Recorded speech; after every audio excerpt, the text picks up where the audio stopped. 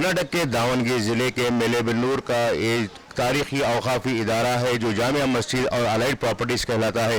इसी जामिया मस्जिद की साबिक़ा कमेटी पर गुज़िश्ता कुछ दिनों से सोशल मीडिया पर वीडियो वायरल हो रही है जिसमें बताया जा रहा है कि कमेटी की जानिब से बड़े पैमाने पर गबन हुआ है। लेकिन इसी मामले की तहकीक़ात करते हुए इस मामले को जानने के लिए यहाँ के अवकाफ़ी इदारे के ज़िम्मेदारों और साबिक़ा मुतवल्ली एमबी रोशन साहब से हमने बात करने के लिए पहल की है। चलिए बात करते हैं उनसे कि वो इस सिलसिले में क्या कहते हैं और जो इल्ज़ामात हैं उन इल्ज़ामात के ताल्लुक़ से उनकी वजाहत क्या है। सबसे पहला सवाल ये है कि आप पर इल्ज़ाम लगाया गया है कि आपने अपनी मियाद के दौरान 5 से 7 करोड़ रुपयों तक के पैसे जो हैं गबन किए हैं। इस सिलसिले में आप क्या कहना चाहेंगे? ये खबर बेबुनियाद है। 5 से 7 साल के पीरियड में हमारे जामिया मस्जिद का इनकम 2 करोड़ 30 लाख है और एक्सपेंडिचर 2 करोड़ 20.9 लाख चल रहा। तो 5 से 7 करोड़ कहाँ से लाना? इनोज क्या तो भी गवर्नमेंट में मार्क देना हमना बोले सारे कहाँ से लाख देना हमें? कौन सा उनको हिसाब ला दे हमना 7 करोड़ का उन्होंने हिसाब ले तो 7 करोड़ का मैं एक्सपेंडिचर बताती इनकम ही नहीं सो एक्सपेंडिचर क्यों बताने जाती? ये हमारे ऊपर बेबुनियाद इल्ज़ाम, उससे ज़्यादा क्या भी नहीं है। क्या हमारा मसला निकले अगर बोले तो बोल सकता हूँ। एक इमाम साहब को काटने के बारे में ना इत्तेफाक़ी पैदा हुई। इमाम साहब मस्जिद के बाद उन्होंने फिल वक्त तब का तब काटो कर बोले। हमें क्या बोले, उनके बच्चे पढ़ रहे हैं, एक रमज़ान लग का टाइम दो, रमज़ान में उनको काटती, उसके बाद तुम ना किससे होना उससे रखते हैं कर। हमें सब मीटिंग में थे, पूरे मेम्बरान भी बातचीत करे तो उन्होंने संभाल लेने ये कि इमाम साहब को काटने कर को ये पूरा भी हमारे ऊपर खिलाफ कर लेगा नहीं सो। उसमें पूरा आरटीआई में डालना लेना इल्ज़ाम लगाना, आरटीआई में देना इल्ज़ाम लेना। उनका ने क्या भी नहीं निकाला, हमें दी सो क्या रिकॉर्ड है वो आरटीआई में लेती और हमारे ऊपर ऑब्जेक्शन डालती। यात्रा छोड़े भी क्या भी नहीं। 5 से 7 करोड़ रुपए हमारे मस्जिद को इनकम नहीं है। सोच पूरा 100 को 100%, 1 रुपया झूठ सच नहीं, सब भी बेकार, कौन भी 1 रुपया है नहीं, सब भी हाथ से पैसे डाल करे सो। हमारे मेम्बर पूरे है ना 100 आदमियों को कंट्रोल करने की कैपेसिटी वाले को देख कुछ करे समय चुप बेकार ऐसे वैसे सादे मेम्बर को नहीं। एक एरिया को, एक एरिया वो एरिया में इनका कंट्रोल, एक एरिया में उनका कंट्रोल, एक एरिया में उनका बड़को ऐसा लिया कुछ करा समय, इसमें क्या भी नहीं। दूसरा एक अहम सवाल है, चूंकि आपका इदारा जो है करोड़ों रुपयों की ज़मीन का इमला करने वाला इदारा है और इसी में से 7.5 एकड़ ज़मीन आप लोगों ने अपनी मियाद के दौरान फ़रोख्त करने का इल्ज़ाम लगाया गया है। इस पर आप क्या कहना चाहेंगे? सब बेबुनियाद इल्ज़ाम क्यों कर बोले तो वक्फ की बोर्ड एक बार वक्फ को चले गई तो कौन सी हालत में भी वापस नहीं आती। हमारी कमेटी आई के बाद बेहिसाब हमारी आस्ती अच्छी सो ऐसा थी, हमें वक्फ बोर्ड को जमाए कि वक्फ बोर्ड को जमाए तो हमारे गांव की आस्ती रहती कर बोल को उन्होंने है ना वैसा छोड़ को 7.5 एकड़ हमें कहाँ से भी कहीं 7.5 बिकाने चांसेस नहीं। कोई स्पॉट वेरिफिकेशन करो देखो। उसके बाद है ना हमारे वालिद हमारे चाचा मस्जिद को ज़मीन देकर है, उनके घर वाले 7.5 एकड़ की 4 एकड़ की दी। यहाँ सब ज़मीना दिए साले कौन भी खाई नहीं, कौन सा मुतवल्ली भी 1 रुपया खाया नहीं। मगर हमें आए के बाद इनकम ज़्यादा करे शादी महल का उसका इसका। अब जब्बार साहब के पीरियड में रहा 7.5 एकड़ तो हमें बिका नहीं, 2 एकड़ चिल्लर हमें ज़मीन गवर्नमेंट से लिए 3 साल फिरे, इन्हों भी अच्छे हमें भी अच्छे सब। बानरली की ज़मीन हुई नहीं, बात ही की हुई नहीं। कोशिश कर को हमें 1 लाख लिए डीसी के ने रात को रमज़ान का महीना रात का 1 बजे ऑफिशियल मूव कर को हमें क्या की कर को लिए। हमें यूँ जमा लेके जा रही है, हमें क्यों गंवाती। आज देखेंगे, मैं उनको कौन बोली ना, उनको मैं ना ओपन चैलेंज करता हूँ हर चीज़ में भी। हिसाब में, मस्जिद में हिसाब होना, अल्लाह का कलाम रख ले को। मैं पहले एक बार बुलाया था उनको वक्फ बोर्ड में, डिप्टी सेक्रेटरी के सामने, इल्ज़ामात नहीं, रमज़ान का महीना तब गए थे हमें, बोला मैं डिप्टी सेक्रेटरी को, हजरत ये रामायण इज न को, अल्लाह का कलाम मंगाओ। उन्होंने क्या बोलती वो सही, मैं क्या बोलता हूँ वो सही, चले जाते उधर। मगर उन्होंने आए नहीं, उनको अल्लाह रसूल को पूरा डरिश नहीं, खौफिश नहीं। इल्ज़ाम लगाने वालों ने आप पर यहाँ तक इल्ज़ाम लगाया है कि आपने कफन दफन के पैसे भी मस्जिद के ज़रिए से खाए हैं। इस पर आप क्या कहना चाहेंगे? चूँकि कफन दफन का मामला एक बहुत सी संगीन मामला होता है, तो ऐसे मामला में आपका क्या जवाब रहेगा? वो उन्होंने एक अनपढ़ बात करे सरकार करी, नॉट एजुकेटेड। ठीक है, तो वफ़ क़ानून में कफन दफन का नामिज नहीं। उन्होंने क्या लेती हैं, हमारे पैसे के ऊपर 7% सेस लेती हैं, सेस लेती हैं। सो हमारे कने उन्होंने खर्च करना, सो हर चीज़ को खर्च करना हमें, वो भी मस्जिद का। मस्जिद को क्या प्रॉपर्टी जिम्मे उसे वत्ता हमें खर्च करना। कफन दफन का यहाँ में कौन सा जगह भी दिए नहीं, मुझे तो आज तक मालूम नहीं। कर्नाटक स्टेट में मैं सुनिया च नहीं, कफन दफन के पैसे कहाँ से देती। हाँ, कौन खाती हैं वो सब बेकार बात। अगर वो वक्फ में क़ानून में कफन दफन को देना है कर बोल को बताते तो हम ना मालूम होता, तो हम ना मालूम ही नहीं। डिस्ट्रिक्ट वक्फ ऑफिसर भी बोले नहीं, स्टेट के भी बोले नहीं, कौन भी बोले नहीं, सब बेकार बात हो। इस मामले में एमएलसी अब्दुल जब्बार साहब का नाम बार बार वीडियो में दोहराया जा रहा है, इस सिलसिले में आप क्या कहना चाहेंगे? अब्दुल जब्बार साहब हमारे डिस्ट्रिक्ट के एक मुस्लिम कायद, एक मुस्लिम कायद होने के नज़रिए से हमारे मस्जिद को उन्होंने ग्रांट दलाक दिए, खबरस्तान का दलाक दिए। क्या वो भला करना भी बुरा काम? क्या मस्जिद को अब भला, मेरे बिंदु के मुसलमानों का भला करना भी इनकी नज़र में बुरा दिखता है, तो अब इससे भी ख़राब चीज़ क्या भी नहीं, क्या भी नहीं, बेबुनियाद इल्ज़ाम। जब्बार साहब अभी हम ना है ना बहुत ज़्यादा ग्रांड दाल को देखो, हर चीज़ में हम ना एक कर को एक करी, जो बेकार बेबुनियाद की। जब्बार साहब उनकी बात सुने नहीं ना, उन्होंने इल्ज़ाम लगे सो जब्बार साहब उनको सपोर्ट करे, तो जब्बार साहब बहुत अच्छे, सपोर्ट नहीं करे बुरे। ऐसा सिराज साहब का भी, उन्होंने सिराज साहब किसे भी उन्होंने गलती को गलती बोल लेके, सही को सही बोल लेके। उन्होंने क्या गलती को सही करो, सही को गलती करो कर बोले नहीं। उसके ने भी गए इन्हों हम ना कमेटी वाले को वो करो ये करो कर बोल को, उन्होंने माने नहीं। क़ानून के तहत क्या है वो करता हूँ, कहे उन्होंने क़ानून के तहत करे। उनके ऊपर भी इल्ज़ाम आया, गवर्नमेंट ऑफिसर मौज़म, उन्होंने क्या करते,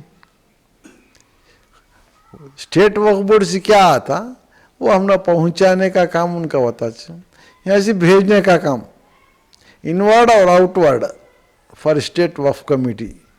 उनका ने पावर नहीं, ही हैज़ नाउ पावर। चुप इल्ज़ाम लगा रही अच्छे आदमियों को भी। इनके नज़र में मेले बिंदुर में पूरे खराब। अब तो मैं बोलता हूँ किसे तो बुला को सर्वे कर को हमने इल्ज़ाम लगे सारे कैसे आदमी अगर पूछेंगे, हमें कैसे आदमी थे अगर पूछेंगे, जवाब उनको कुछ मिलता, हमने कितने परसेंटेज वोट पड़ता, उनको कितने परसेंटेज वोट पड़ता। अगर इसी तरह से रियासती वक्फ बोर्ड के जो चेयरमैन अनवर बादशाह साहब हैं, उन पर भी इल्ज़ाम लगाया जा रहा है कि वो आप लोगों का ताउन कर रहे हैं, आपको बैकअप कर रहे हैं। इस सिलसिले में आप क्या कहेंगे? हजरत उन्होंने क्या भी करे ने, चुप इल्ज़ाम, बेबुनियाद इल्ज़ाम। क्या हिसाब लिखने हम उनका नहीं जाएंगे? हिसाब लिख को दे कर क्या तो पूछती, क्या तो उनका पैसे मंगले का क्या, क्या तो खर्च करें। जानते बिना एस्टीमेट के और हर चीज़ देखे नहीं सरकार वक्फ बोर्ड में क्या तो पास करती, क्या भी नहीं, चुप बेकार इल्ज़ाम। उनके ने भी गए इनो अनवर साहब इनके ऊपर एक्शन लो, वो करो ये करो करो। उन्होंने भी वो बोले कानून क्या बोलता, कानून के तहत करता हूँ कहे उसके ऊपर भी इल्ज़ाम। यहाँ तक का सीओ के ऊपर भी इल्ज़ाम, चीफ एग्जीक्यूटिव ऑफिसर बेंगलुरु का, उनको भी कोर्ट को घसीटी हजरत कोर्ट को घसीटी। मैं क्या है मेम्बरा क्या बोलते हैं वो करतूँ कैसू से, इनो बोले सरकार करो कर बोले इनो करता नहीं बाबू, क्या उन्होंने दी उसके ऊपर बाड़ी है, बाड़ी क्या बोलती है वो करतूँ के, उनके ऊपर भी केस डाले। आपका इदारा बहुत बड़ा इदारा है इस इलाके में, ऐसे में आप पर जो इल्ज़ामात लगाए हैं और जो आप अब तक जो कहा है, जिस तरह से कहा है कि आप लोगों ने ईमानदारी के साथ काम किया है और हर चीज़ का हिसाब किताब आपने बाकायदा रखा है, इसके बावजूद आप पर जो इल्ज़ामात लगाए गए हैं इसकी अहम वजह क्या है? हजरत में बोला है कि इमाम साहब के मसले में हमने भी उनको बिगाड़ी, उसके बाद सियासी तौर पर इन्हों सब भी हमारे साथ ये वना इन्हों भी चेयरमैन हुए साले, उन्हों भी हुए साले, इन्हों भी हुए साले, हमें अच्छा काम कर ले जा रहे थे, होल्ड था उन्हों है ना।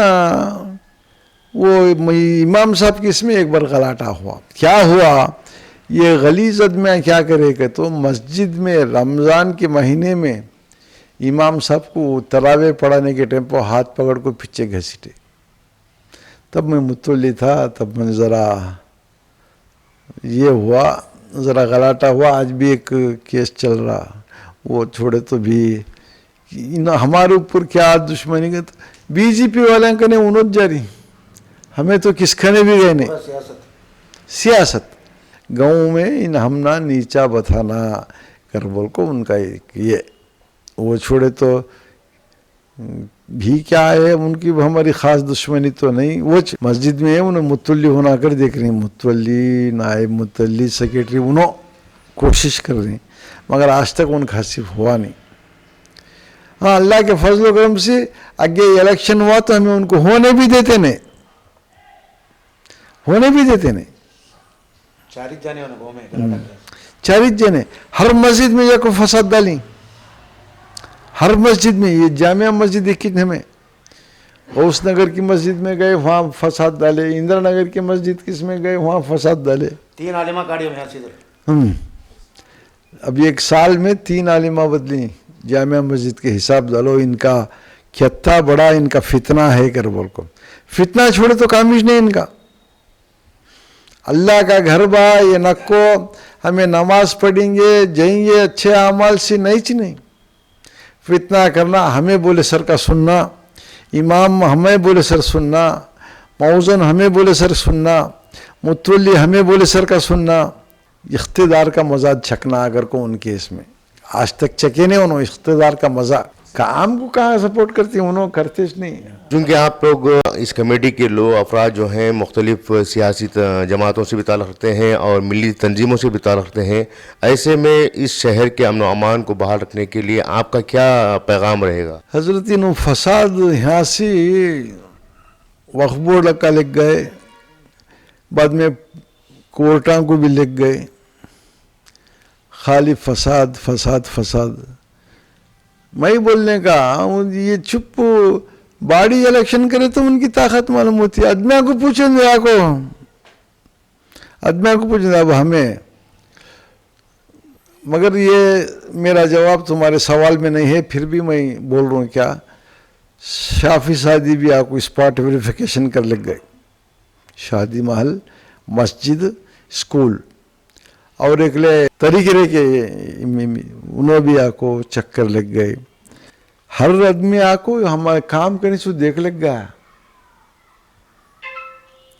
इनके फसाद से हमारे ऊपर इल्ज़ाम आ रहा सा होता भी क्या भी नहीं, कोर्ट में उन्होंने इतना डाले थे, हमें है ना 1,77,9 लाख रुपए के वोचर सबमिट करी, डिस्ट्रिक्ट कमेटी वाले पास कर को स्टेट कमेटी को दी, बाद में 2 दिन देर हुए उसे 50 लाख का लिए नहीं उन्होंने, कितना कंडीशन हिस्सा ये देखो मौजन साहब, एक दिन हमें देर करे उसे, मैं लेता नहीं, जाओ स्टेट कमेटी को दो कहीं जाको, हमें स्टेट कमेटी को दिए 50 लाख रुपए, वो 50 लाख रुपए का आज तक का ऑडिट नहीं हुआ। अब 1,30,9 लाख में 1,70,9 लाख का हमें दिए के बाद कि ऑडिटर ने गलती की क्या, हमें गलती मालूम होना नहीं, ठीक है, तो ऑडिटर बताइए सो क्या 1,09,7 लाख का हमें टोटल हिसाब दी सो कितना 2,30,00,000 का। ऑडिटर अब भी 30 लाख चिल्लर रुपये कहाँ से छोड़े, एक बात। दूसरी, पहली वो ऑडिटर कर को जाते थे हिसाब। ये ऑडिटर में क्या सिर में भरे कि ऑडिटर उनको बुला ले कहे हमें उनको बैठा ले को ऑडिट करते हैं, हमें देते नहीं चांस के।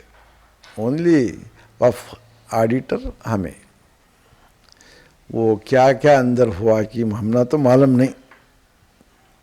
वो हिसाब दिए के बाद वो हमें हाई वक्फ कोर्ट को हमें भी डाले, वकील गुरक को। आप पर जो इल्ज़ामात लगाए जा रहे हैं और सिलसिला अभी भी जारी है, इस पर आप क्या कार्रवाई करना चाहेंगे? हमें कब तक यथावत को डिफर्मेशन केस हमें डालते थे, मगर ये हमारा क्या वक्फ बोर्ड में है ना, ये क्लियर होंगे उसके बाद हमें डिफर्मेशन केस डालते हैं। हर चीज़ करते हैं उन्होंने, हम ना क्या करें, हर चीज़ हमें करते हैं। डिफर्मेशन केस भी डालते हैं, हर चीज़ में भी उनको हमें आड़ा जाती है। ये 50 लाख 1,70,9 का तो पास हो चलेगा हमारा वोचर। 50 लाख का इन्हों पास करे तो हमारा क्या भी बैलेंस नहीं, ये क्या है ना मिस अप्रोप्रिएशन का क्या भी बस्ताच नहीं। अब भी क्या 15-20 लाख रुपए डिफरेंस बता रहा सो, हमें ज्यादा बताई, 1 रुपया भी छोड़े नहीं, वत्ता क्लीन बताई। उन्होंने अनवर साहब होंगे, वक्फ बोर्ड वाले होंगे, जल्दी हमारे वोचरा सबमिट कर ले को, चेक कर को, ऑडिट कर को इसका फैसला करना। 2 साल से हमें दे को हिसाब बस हुआ, 2 बार दिए, जल्दी करानी हुआ। इसके ऊपर भी हमारे ऊपर क्या भी गलती रहे तो हमें वो सजा पाने तैयार है। इन्हों करेच नहीं हमारा हिसाब आज तक, चुप बेबुनियाद इल्ज़ाम। ऑडिटर एक रिपोर्ट दिया, कोर्ट में लॉस हुआ, ये हुआ वो, हमें वो हिसाब दी भी, ये 197 जाको 232 दी, 2,30,02,00,000 का कि इन्हों ऑडिट कर लेने। बाद में स्पॉट वेरिफिकेशन को ही शाफी शादी आई तरीके के एक इन्हों आई, थर्ड मैन कमेटी आको उन्हों चक्कर लग गई। क्या करने का तुम्हारा मोरानी, हमें क्या गलती करें कि मिले बिंदुन में फैसिलिटी देने के वास्ते करें ना।